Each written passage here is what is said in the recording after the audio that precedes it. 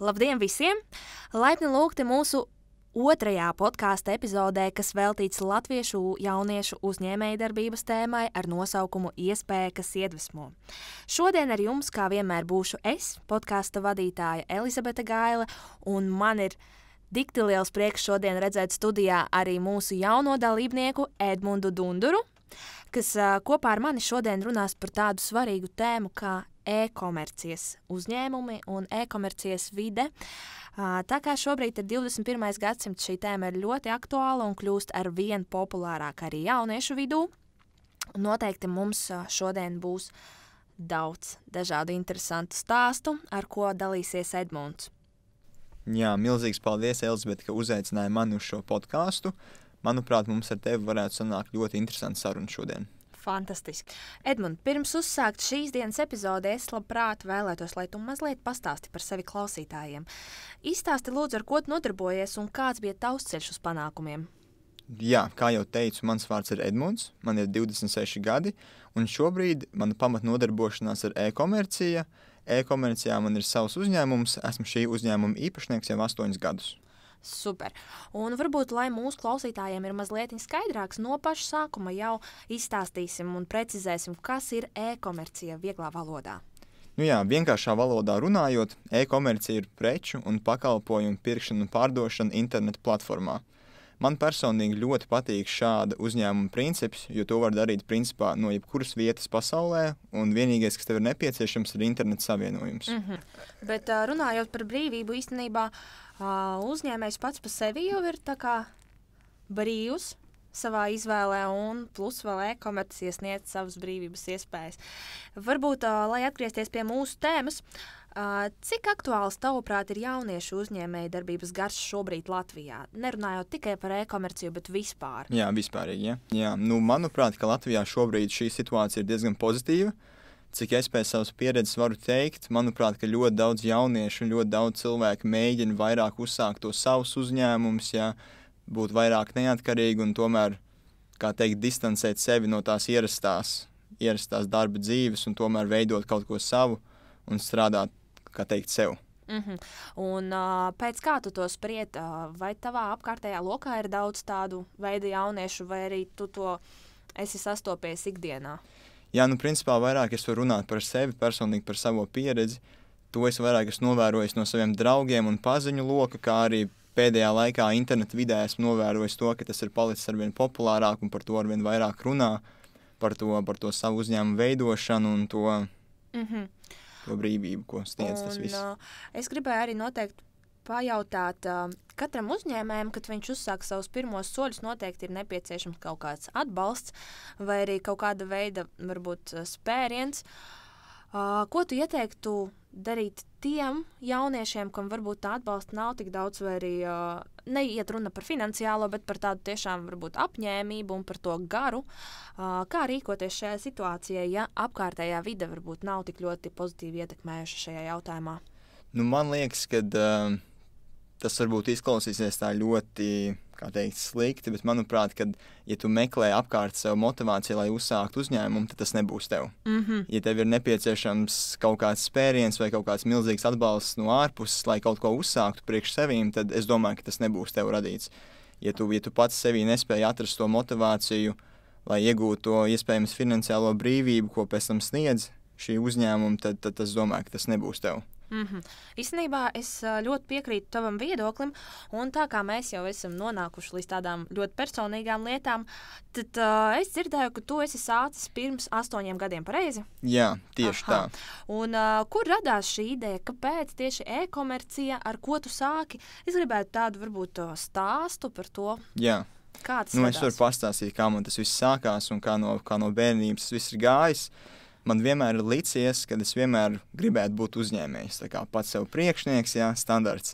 Taču sākuma posmā māca bažas mani par tiem lielajiem riskiem, kas nāk ar savu uzņēmumu. Tie visi darbinieku jautājumi un vispārējais, ka tas var neizdoties un tas prasa savā ziņā liels līdzekļus, lai to visu uzsāktu. Tolaik man nebija lieka finansējumu, ko ieguldīt uzņēmumam, tāpēc arī šo uzņēmumu es atvēru tikai pirms 8 gadiem, nevis ātrāk. Bet tev pirms 8 gadiem bija 18. Nu, tieši tā, bet es vienmēr esmu gribējis to savu uzņēmēju darbību sākt maksimāli ātri. Tāpēc, manuprāt, 18 bija tās pēdējais lēciens man, kad to visu sāku. sāku. Tu gaidīji tos 18 gados? Nebija tā, ka es gaidīju, bet tā finansiālā iespēja man parādījās, kad man palika 18 gadi, kad dabūju sev darbu un bija iespēja savākt tos finanses nepieciešams, lai atvērtu to uzņēmumu. Aha, un tad, ja mēs runājam par finansēm, kādas finanses bija nepieciešamas un cik daudz, kā notika atvēršana, ar ko tu sāki šajā lietā? Jā, nu principā e-komercijā ir ļoti liels plus, ka tur tās izmaksas sākumā nav tik lielas. Principā tev nav nepieciešams tā kā iepirkt, kā teikt angliski, inventory, tev nevajag stoku nopirkt, lai tu varētu sākt to darboties. Principā viss, kas tev ir nepieciešams, kā jau es iepriekš teicu, ir internets savienojums, tev ir jāuzstājas savs profils Amazonā vai kādā citā pārdošanas platformā, un tajā tu vari publicēt to savu sludinājumu, to savu listingu, un tad no tā arī tu visu to vari sākt. Un atgriežoties pie tava jautājuma, kur tu man jautāji, cik tad aptuveni ir nepieciešami tie finansiālie līdzekļi, es domāju, ka principā uzsākšanai pietiek ar kaut kādiem 150-200 eiro. Tas ir tā, lai tu varētu sākt pārdot tīri tā. Un ar ko tad tu sāki pelnīt?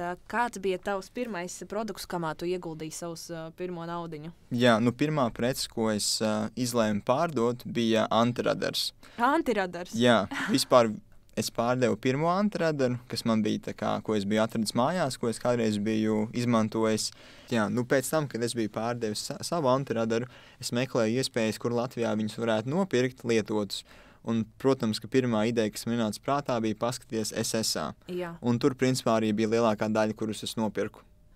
Un cik kopumā tev sanāca pārdot tos antiradarus, cik daudz laika tas aizņēma? Nu, principā, kā jau teicu, kad es pārdevu savu antiradaru, viņi nopirka tajā pašā dienā. Tā kā ārzemēs pieprasījums pēc šī produkta bija, tāpēc pārāk daudz laika man tas neprasīja. Principā, kāds mēnešu laikā es pārdevu ļoti daudz viņus, vairāk par 100 gabaliem. Wow, nopietni! Tas tāds ļoti interesants stāsts īstenībā, jo, cik es zinu, pēc Latvijas likumdošanas tā ir aizliegta lieta, bet taču pirkt un pārdot viņu var tikai izmantot. Nevar, pareizi? Jā, tā arī sanāk. Tad sanāk, tu izdarīji labo darbu. Vienkārši no Latvijas aizsūtīji uz ārzemēm visus pieejamos uz to brīdi antiradarus. Jā, tā var teikt. Interesanta situācija tiešām. Un kā norisinājās tavs ceļš tālāk pēc tā, kad šis stāsts beidzās? Ko tu darīji pēc tam? Jā, nu principā bija tā, ka tos antiradarus es sāku pirkt tik daudz, ka viņus Latvijā cilvēki nespēja tik daudz paši nopirkt un izmantot, ka tas lietoto antiradaru tirgus vairs nebija tik liels, Jā. Jo es principā lielāko daļu no viņiem jau biju nopircis. Nu, un tad vienu dienu man principā beidzās šī antiradaru pārdošana, jo vienkārši vairs fiziski nebija pietiekami daudz tie antiradari, kurus pārdot, un tad es sāku meklēt kādus citus alternatīvus variantus šiem. Un tad vienu dienu es iegāju veikalā, nopirku dienas biznesa avīzi, un tajā avīzē es redzēju vairākus uzņēmumus, kuriem es sūtīju savu e-pastu, un es mēģināju viņiem piedāvāt sadarbību, kad es varētu izplatīt viņu produktus, tā kā izmantojot šo eBay tīklu, un pēc tam nākotnē arī Amazon. Oho. Tā kā es biju, var teikt, satrenējies tajā pārdošanā un sūtīšanā, kad es izdomāju, ka es varētu piedāvāt šo kā atsevišķu pakalpojumu viņu uzņēmumiem, palīdzēt viņiem pārdot vairāk un tai pašā laikā sev nopelnīt arī. Sanāk, ka uz to brīdi tas bija 16. gads, cik es zinu. Jā, 16. gads. Un no tā laika Edmunds ir sācis piedāvāt savus e-komercijas pakalpojumus citiem uzņēmumiem un veiksmīgi turpina pārdošanu arī šobrīd. Pareizi? Tieši tā. Īstenībā ļoti forši. Un es gribētu varbūt arī pajautāt tev, tā kā tu jau esi diezgan pieredzējis šajā jomā, priekšrocības un trūkumus e-komercijai. Es zinu, ka Latvijā tas uzņem ļoti lielus apgriezienus un ļoti daudz uzņēmumu tagad izmanto šos pakalpojumus un arī pašai e-komercijas uzņēmumi strauji aug. Kādi ir plusi un mīnusi, ko tu esi saskatījis šo gadu laikā? Jā, nu es teiktu, ka pie plusiem viennozīmīgi ir tas, ka tev nav jāatver fizisks veikals klātienē, respektīvi tu vari ietaupīt ļoti daudz naudas, daudz resursu, neatverot šo fizisko lokāciju. Tev nav jāmaksā darbiniekiem algas, tev nav jāmaksā elektrības rēķini, tev nav jāmaksā īri. Jā. Tas viennozīmīgi palīdz sevišķi sākumā, ka tie resursi ir ļoti limitēti. Tu vari tīri fokusēties uz to jauno klientu piesaistīšanu un pārdošanu. Pie mīnusiem es teiktu, tajā pašā laikā arī varbūt ir mīnus, kad nav tā fiziskā lokācija un kad iespējams cilvēkiem nav sākumā tā uzticība tev, ka tu tiešām visu aizsūtīsi un viss būs kārtībā.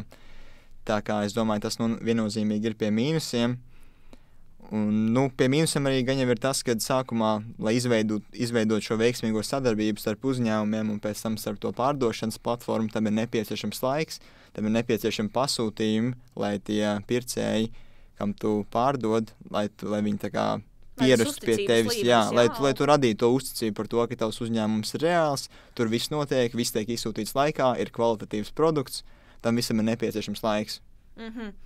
Un es arī saprotu, no vienas puses šajā tēmā ir ļoti aktuāla arī tā pārdošanas spēja.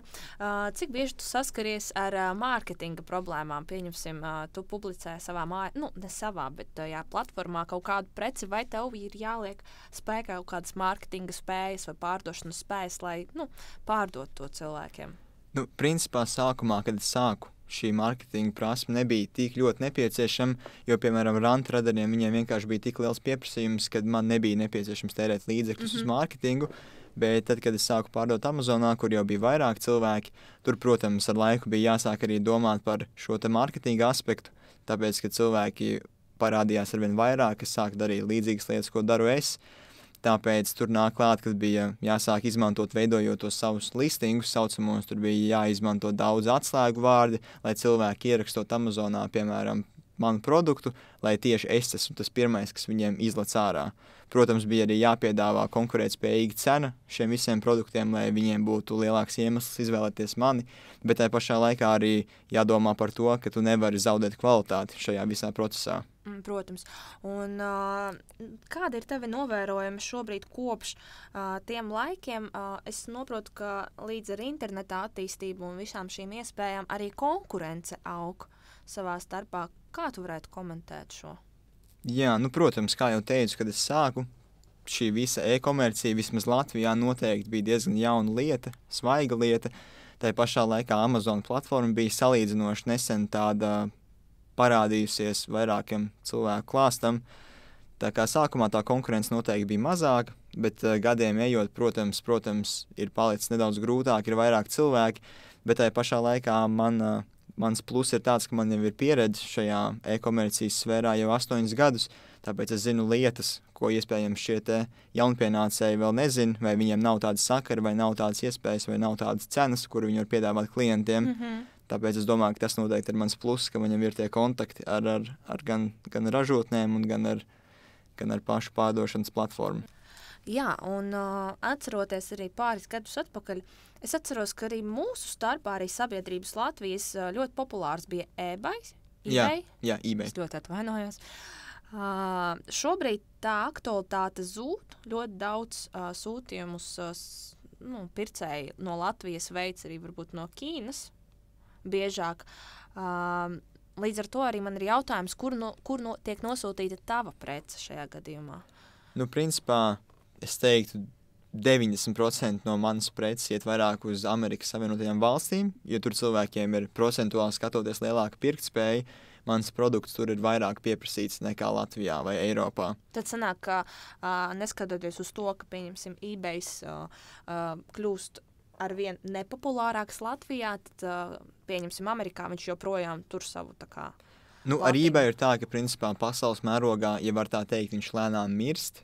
Tā varētu teikt, ja Amazon ir populārāk par eBay, jo tur ir vairāk cilvēki, tas viss ir modernāks, labāk attīstīts.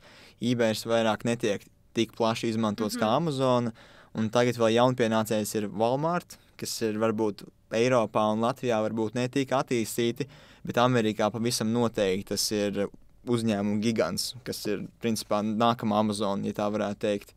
Paldies, Edmund, par tavu pieredzi, paldies par to, ka tu vari mums izstāstīt arī par dažādiem ārvalstu tirgiem, un tā kā tu esi diezgan pieredzes bagāts, es esmu sagatavojis tev maziņu tādu aptauju, ko mēs šobrīd varētu veikt ar tevi. Es uzdošu tev dažus priekšmetus, un tev vajadzēs atbildēt uz jautājumiem jā vai nē.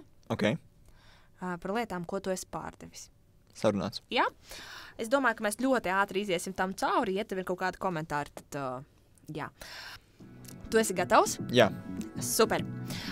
Vai tu kādreiz esi pārdevis mašīnas? Jā. Elektrotehniku?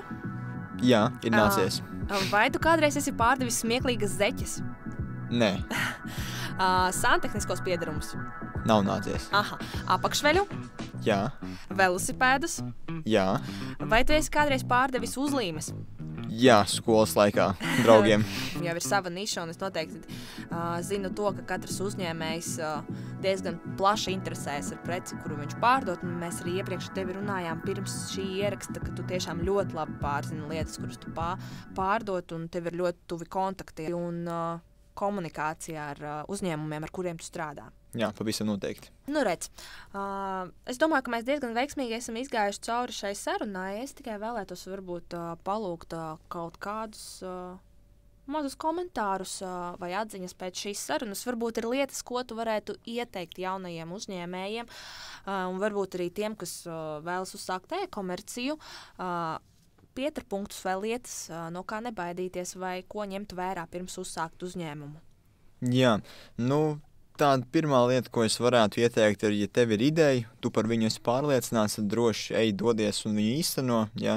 Nemeklē no visas pasaules atbalstu, ka visi tev nenormāli gribēs palīdzēt, jo tā reālajā dzīvē nenotiek. Nevienmēr. Protams, ir situācijas, kur ir tas lielais atbalsts, bet es domāju, ka, ja tu esi pārliecināts par to savu ideju, tad droši ej un viņu dari, izpildi viņu. Ja piemēram, šai idejai tev ir nepieciešama salīdzinoši liela resursa, tad nebaidies to jautāt saviem apkārtējiem paziņām, draugiem vai vienalga meklē visas tās iespējas, lai īstenot šo ideju. Principā tās būtu mans redzējums, jā. Un tāds viens pēdējais jautājums, ko tu uzskati par svarīgāku? Noteikti, ka uzņēmums sākot ir gan finansiālais atbalsts, gan arī tāds cilvēciskais atbalsts, kuru no tiem tu izvēlētos, ja tu stāvētu jauna uzņēmuma priekšā? Tas būtu atkarīgs, kādu uzņēmumus vēlētos atvērt tādā ziņā.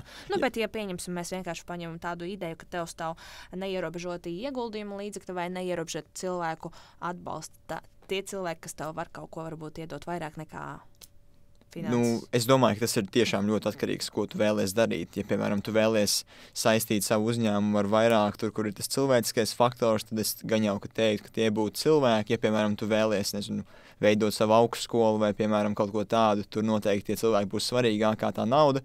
Bet, piemēram, ja tu, vēlies atvērt savu auto pārdošanas placi vai, piemēram, servisu, tur noteikti tie finansiālie līdzekļi būs vairāk nepieciešami nekā tie cilvēki.